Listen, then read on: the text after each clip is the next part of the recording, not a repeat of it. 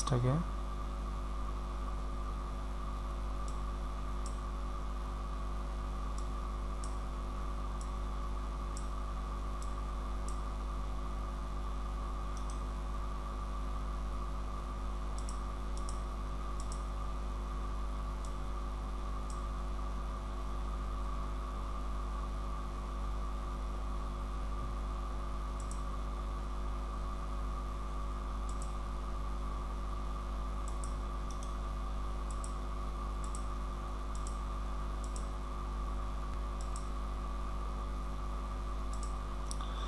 এখন এই ইমেজটাকে আমরা একটু ছোট করে দিচ্ছি।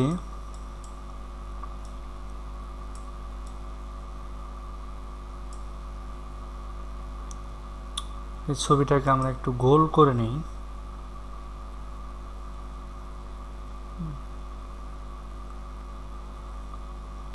গোল করে, হ্যাঁ গোল করে নেওয়া যায়, গোল করে নিলে এটা ভালো হবে। এটা কিভাবে রাখবো, এটা এভাবে রাখা যায়, গোল করে দেওয়া যায়। এটা ছবিটাকে এভাবে রাখলাম। আমি এটাকে পেজটাকে একটু জুম করে নিচ্ছি,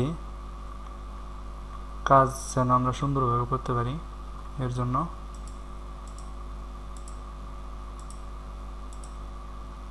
এখন এইখানে আমরা একটি লেন্স মানে একটি ইফেক্ট অ্যাড করব।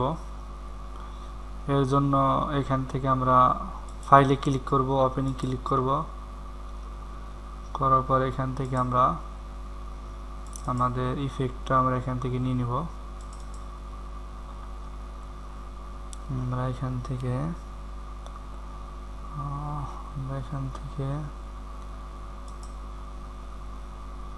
এটা নিচ্ছি, এটা আমরা নিলাম,